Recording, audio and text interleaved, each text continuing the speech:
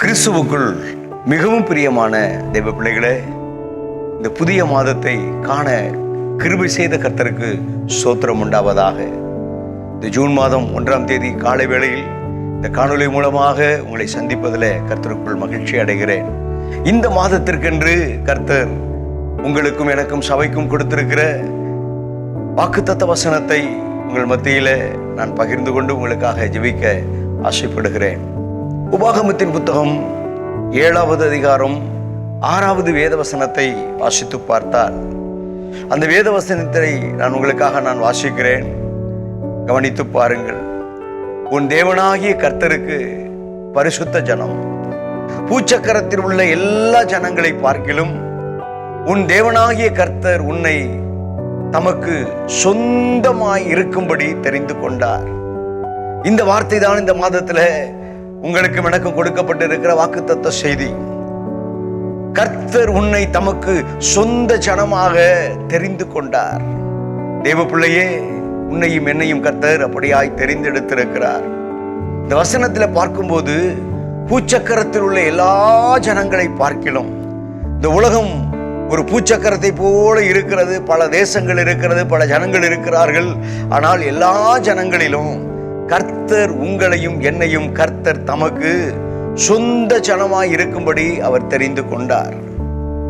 உலகத்தை பார்க்கும்போது, உலகத்தின் காரியங்களை பார்க்கும்போது, ஒரு வேலையாயிருக்கட்டும், ஒரு படிப்பாயிருக்கட்டும், அந்த இடத்துல அவர்களை வேலைக்கு சேர்த்துக் கொள்வதற்கு என்று சில காரியங்களை வைத்திருப்பார்கள். இந்தந்த தகுதிகள் இருந்தால்தான் என்னுடைய கம்பெனியில் வேலை செய்ய முடியும், இந்தந்த தகுதிகள் இருந்தால்தான் நீ ஒரு காவல்துறையில நீ சேர்த்து கொள்ளப்படுவாய், இந்தந்த தகுதிகள் இருந்தால்தான் நீ இராணுவத்தில் உன்னை சேர்த்து கொள்ள முடியும், இந்தந்த தகுதிகள் இருந்தால்தான் நீ மருத்துவ படிப்பை படிக்க முடியும், இந்தந்த தகுதிகள் இருந்தால்தான் இந்த படிப்பை நீ பின்தொடர முடியும் என்று சொல்லியெல்லாம் உலகத்தில் பல காரியங்களை வைத்திருக்கிறார்கள். அதிலிருந்து சில காரியங்களை தெரிந்தெடுத்து, சில மனிதர்களை தெரிந்தெடுத்து அவர்களை அந்த பணிக்கு அமர்த்துவார்கள், படிக்க வைப்பார்கள். ஆனால் கர்த்தர் எப்படிப்பட்டவர்?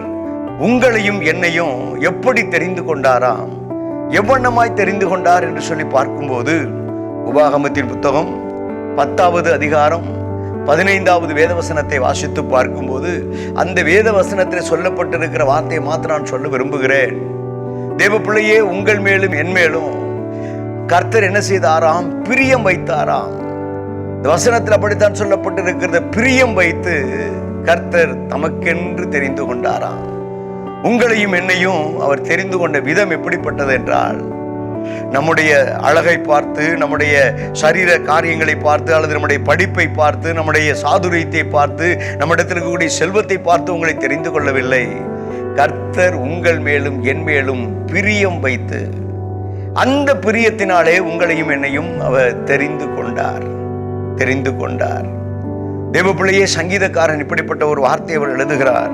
சங்கீதம் 4ஆம் சங்கீதம் 3வது வேதவசனத்தை வாசித்து பார்த்தால், பக்தி உள்ளவனை கர்த்தர் தமக்கென்று தெரிந்து கொண்டார் என்று சொல்லி இந்த வசனத்தில் எழுதப்பட்டிருக்கிறது. தேவ பிள்ளையே, நம்முடைய வாழ்க்கையில் பக்தி இருந்தது நிமித்தமாக தேவ பிள்ளையே, பக்தி உள்ளவனை கர்த்தர் அந்த மனுஷனை தம் பக்கமாக திருப்புகிறார். உங்களையும் என்னையும் அப்படியாக திருப்புகிறார். என்னுடைய வாழ்க்கையிலேயும் கூட நான் பிறந்து வளர்ந்த குடும்பத்தின் பின்னணியும் கிறிஸ்தவ குடும்பம் தான். ஆனால் இயேசுவை விசுவாசிக்கிறவனாக இல்லை, இந்த வேதத்தை நேசித்து வாசிக்கிறவனாக இல்லை. அப்படிப்பட்ட நிலைமையில் இருந்தேன். ஆனால் பக்தி இருந்தது. என்னுடைய பெற்றோர் என்னை பக்தியாய் வளர்த்தார்கள். தெய்வத்தை தேட வேண்டும், கோவிலுக்கு போக வேண்டும், ஆலயத்துக்கு போக வேண்டும் என்று சொல்லி வளர்த்தார்கள். அந்த பக்தி இந்த வேதத்தின் மேல் இல்லாமல், இயேசுவின் மேல் இல்லாமல், கர்த்தர் மேல் இல்லாமல் இருந்தது உண்மைதான். ஆனால் பக்தி உள்ளவனை கர்த்தர் தமக்கென்று தெரிந்து கொள்ளுகிறார் என்ற வார்த்தையின்படி, பக்தி உள்ள மனுஷனாய் இருந்த என்னை கர்த்தர் தமக்கென்று தெரிந்து கொண்டார். தேவ பிள்ளையே, இன்றைக்கு நான் உங்களுக்கு சொல்லட்டும், ஒருவேளை உங்களுடைய பக்தி இந்த உலகத்தை படைத்த கர்த்தர் மேல் இராமல், உலகத்தை படைத்த படைப்புகள் மேல் உங்கள் பக்தி இருந்து கொண்டிருக்கிறதோ, தேவ பிள்ளையே, நான் உங்களுக்கு சொல்லட்டும், நீங்கள் இயேசுவே என்று சொல்லி கூப்பிட்டு பாருங்கள். இந்த இயேசு கிறிஸ்து ஒருவர் தான் இந்த முழு மனு குலத்துக்காக பரலோகத்தை துறந்து இந்த பூமிக்கு வந்து தம்முடைய பரிசுத்தமுள்ள இரத்தத்தை சிந்தி ஜீவனை கல்வாரி சிலுவையிலே கொடுத்து மரித்து அடக்கம் பண்ணப்பட்டு 3ஆம் நாள் உயிர்த்தெழுந்து இன்றைக்கும் அவர் ஜீவிக்கிறவராக இருக்கிறாரே, அந்த இயேசுவை நோக்கி பார்த்து இயேசுவே என்று சொல்லி நீங்கள் கூப்பிட்டால் தேவ பிள்ளையே, நீங்கள் தெரிந்தெடுக்கப்பட்டவர்களாய் மாறிவிடுவீர்கள். தெரிந்து கொள்ளப்பட்ட சனமாய் மாறிவிடுவீர்கள். அப்படி தெரிந்து கொள்ளப்பட்ட சனமாய் நீங்கள் மாறிவிட்டால் வேதம் சொல்லுகிறது, சங்கீதம் 33ஆம் சங்கீதம் 12வது வசனத்துல, கர்த்தரை தெய்வமாய் கொண்ட ஜனம் பாக்கியம் உள்ளது என்று சொல்லி எழுதப்பட்டிருக்கிறது. கர்த்தரை தெய்வமாய் கொண்ட ஜனம் பாக்கியம் உள்ளதான். தேவ பிள்ளையே, நீங்கள் பக்தி உள்ளவர்களாக இருக்கிறீர்கள், உண்மைதான். ஆனால் இயேசுவே என்று சொல்லி கூப்பிட்டால், அந்த கர்த்தரை நோக்கி கூப்பிட்டால், கர்த்தரை தெய்வமாய் கொண்ட ஜனம் பாக்கியம் உள்ளது என்ற வாக்கின்படி உங்கள் வாழ்க்கை பாக்கியம் உள்ள ஒரு வாழ்க்கையாக மாறும். பாக்கியம் நிறைந்த ஒரு வாழ்க்கையாக மாறும். சங்கீதங்களின் புத்தகம் 1வது அதிகாரம் 2வது வேதவசனத்தை வாசித்து பார்த்தால், யார் பாக்கியவான் என்று சொல்லி எழுதப்பட்டிருக்கிறது. அந்த வேதவசனத்தை வாசித்து பார்க்கும்போது, கர்த்தருடைய வேதத்தில் பிரியமாய் இருந்து இரவும் பகலும் அவருடைய வேதத்தை தியானமாய் இருக்கக்கூடிய மனுஷன் பாக்கியவான். வானத்தையும் பூமியையும் உண்டாக்கின கர்த்தர் மனிதனோடு கூட பேசுவதற்காக, இடைபடுவதற்காக அவர் கொடுத்திருப்பதுதான் இந்த பரிசுத்த வேதாகமம்.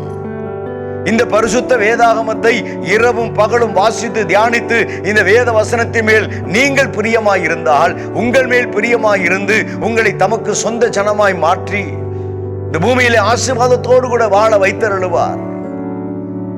இரவும் பகலும் கர்த்தருடைய வேதத்தில் பிரியமாய் இருந்து அதை தியானிக்கிற மனுஷன் தான் பாக்கியவான். அவனுடைய வாழ்க்கை எப்படிப்பட்டதாக இருக்கும் தெரியுமா? 1ஆம் சங்கீதம் 3வது வசனத்தை வாசித்து பார்த்தால், அப்படி வேத வசனத்தை வாசிக்கிற மனுஷனுடைய வாழ்க்கை எப்படி இருக்குமா? அவன் நீர்க்கால்களின் ஓரமாக நடப்பட்ட, தன் காலத்தில் தன் கனியை தந்து இலை உதிராதிருக்கிற மரத்தை போல அவன் இருப்பான். அவன் செய்வது எல்லாம் வாய்க்கும். இந்த வசனத்தில் பார்க்கும்போது, முதலாவது அந்த மனுஷன் பாக்கியவானா இருக்கக்கூடியவன் எப்படிப்பட்ட ஆசீர்வாதத்தோடு கூட இருப்பான்? அவன் நீர்க்கால்களின் ஓரமாய் நடப்பற்று, ஒரு நீர் நிறைந்த ஏரியோ குளமோ ஆறோ அதன் கரையில இருக்கக்கூடிய மரம் காய்ந்து கிடக்காது, வறட்சியாய் கிடக்காது. அது எப்பொழுதும் அந்த ஆற்று தண்ணீரை, அந்த குளத்து தண்ணீரை, அந்த ஏரியினுடைய தண்ணீரை குடித்து அந்த மரம் செழிப்புள்ள மரமாக இருக்கும். தேவ பிள்ளையே, உன்னுடைய வாழ்க்கையில இயேசு கிறிஸ்துவுக்கு நீ முக்கியத்துவம் கொடுத்து அவருடைய வார்த்தையை நீ பிடித்து கொண்டு வாழ்வதற்கு நீ உன்னை அர்ப்பணித்தாயே, ஆனால் உன்னுடைய வாழ்க்கையில வறட்சி இருக்காது. எப்பொழுதும் நீ பசுமையாக இருப்பாய், செழுமையாக இருப்பாய். அது மாத்திரமல்ல, இந்த வசனத்தில் அடுத்த பகுதி சொல்லுகிறது, தன் காலத்தில் தன் கனியை தந்து என்று எழுதப்பட்டிருக்கிறது. நீங்கள் உங்களுக்கு மாத்திரமல்ல, உங்கள் குடும்பத்துக்கு மாத்திரமல்ல, நீங்கள் மற்றவர்களுக்கும் பிரயோஜனம் உள்ளவர்களாய், மற்றவர்களுக்கு உதவி செய்கிறவர்களாய், கனி கொடுக்கிறவர்களாய் கர்த்தர் உங்களை மாற்றுவார். மற்றவர்களுக்கு நீங்கள் ஆசீர்வாதம் உடையவர்களாய் கர்த்தர் உங்களை மாற்றி நடத்துவார். 3வதாக பார்க்கும்போது, அந்த மரம் எப்படிப்பட்ட மரமாக இருக்குமாம்? இலை உதிராதிருக்கிற மரம். பாருங்க, இலை உதிர்ந்த மரத்தை பார்த்தா எந்த ஒரு மனுஷனும் அந்த மரத்தை விரும்ப மாட்டான். இலை உதிர்ந்திருக்கக்கூடிய மரத்தை பார்த்தால், வானத்துல பறக்கிற பறவைகளோ குருவிகளோ அந்த மரத்துல வந்து இளைப்பாறணும், உட்காரணுங்கிற எண்ணம் கூட அதுக்கு வராது. இந்த மரத்தை பார்க்கும் போதே இந்த குருவிகள் பறவைகள் எல்லாம் இது எனக்கு வேண்டான்ட்டு ஓடிடும். தேவ பிள்ளையே, உன்னுடைய வாழ்க்கை இலை உதிராதிருக்கிற மரத்தை போல இருக்கும் என்று சொல்லி நான் சொல்லிக் கொண்டிருக்கிறேனே.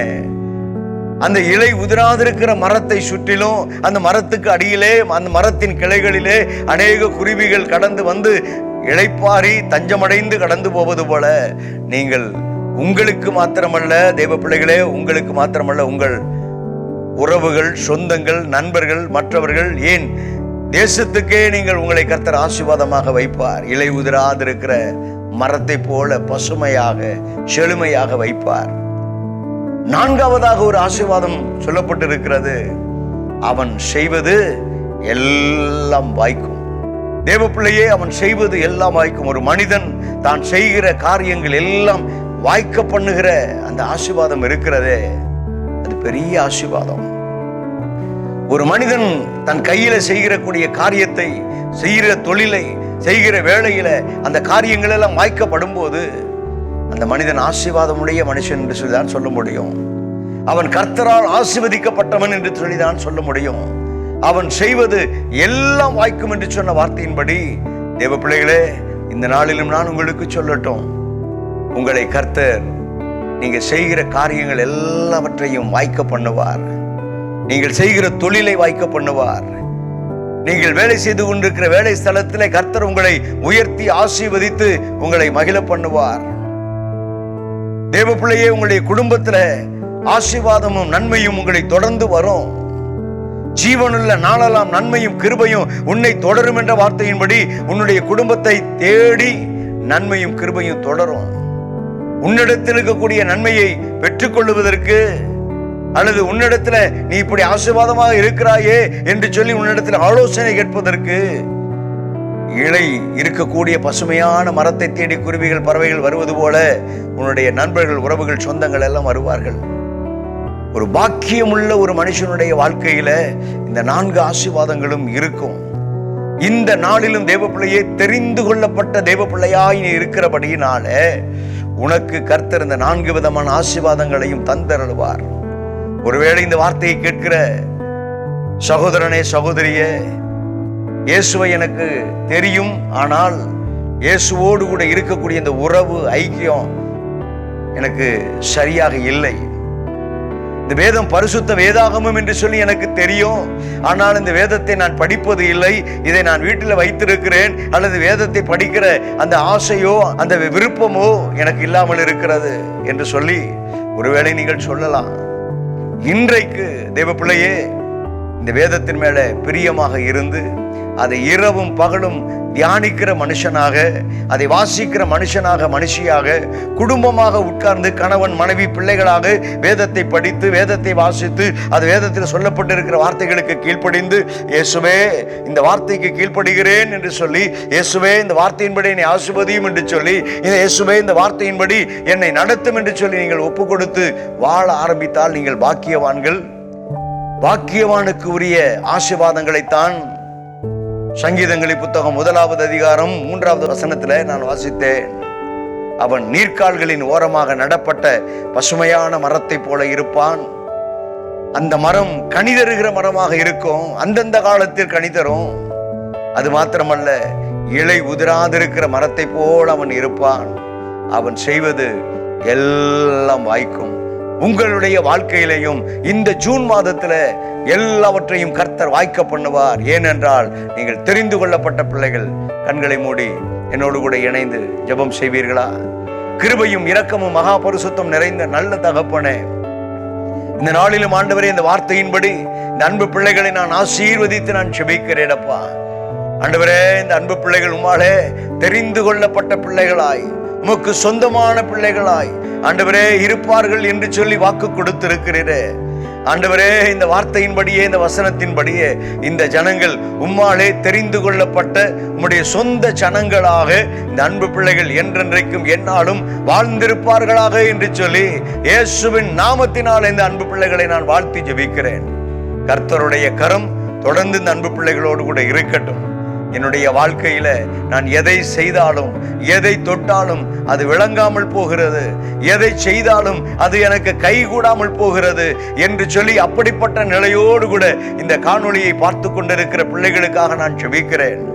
ஆண்டவரே, உம்முடைய பிள்ளைகள் உம்முடைய சொந்த ஜனமாக, தெரிந்து கொள்ளப்பட்ட ஜனமாக இருக்க ஆண்டவரே உம்மை நோக்கி கூப்பிடட்டும். உம்மை நோக்கி கூப்பிடுகிற அன்பு பிள்ளைகளுக்கு கர்த்தர் நீர் உதவி செய்யும். ஆண்டவரே, நீர் கொடுத்திருக்கிற வேத வசனத்தை வாசித்து தியானித்து அந்த வேத வசனத்தில் இருக்கக்கூடிய ஆசீர்வாதங்கள், நன்மைகளை எல்லாம் இந்த அன்பு பிள்ளைகள் பெற்று இந்த பூமியில எந்நாளும் வாழ்ந்திருக்கட்டும். உம்முடைய பிள்ளைகளுடைய வாழ்க்கையில காணப்படுகிற வறுமைகள் எல்லாம் மாறட்டும், தரித்திரங்கள் எல்லாம் மாறட்டும், கடன் பிரச்சனைகள் எல்லாம் மாறட்டும், வியாதி வேதனைகள் எல்லாம் மாறட்டும். உடைய பிள்ளைகளுடைய வாழ்க்கையில காணப்படுகிற சஞ்சலங்கள், தவிப்புகள் எல்லாம் உடைய பிள்ளைகளுடைய வாழ்க்கையை விட்டு ஓடி போகட்டும். ஆண்டவரே, உம்முடைய பிள்ளைகளுக்கு விரோதமாய் சத்துருவானவன் கொண்டு வந்திருக்கிற போராட்டங்கள், எதிர்ப்புகள், இவைகள் எல்லாம் உயிர்த்தெழுந்த எங்கள் ஆண்டவராகிய இயேசு கிறிஸ்துவின் நாமத்தினாலே இப்பொழுதே அவைகள் எல்லாம் கடிந்து கட்டி அப்புறப்படுத்தி ஜெபிக்கிறேன். கர்த்தருடைய திருக்கரத்துல, இரட்சகருடைய வல்லகரத்துல இந்த அன்பு பிள்ளைகளை, குடும்பத்தை ஒப்புக் கொடுக்கிறேன். உம்முடைய பிள்ளைகள் உம்முடைய பார்வையில பரிசுத்த ஜனமாகவும், உம்மாலே தெரிந்து கொள்ளப்பட்ட, தெரிந்தெடுக்கப்பட்ட சொந்த ஜனமாகவும் இருந்து இந்த பூமியில பாக்கியவானாய், பாக்கியவதியாய் வாழ்ந்திருப்பார்களாக என்று சொல்லி இயேசுவின் நாமத்தினால் இந்த அன்பு பிள்ளைகளை நான் வாழ்த்தி ஆசீர்வதித்து ஜெபிக்கிறேன்.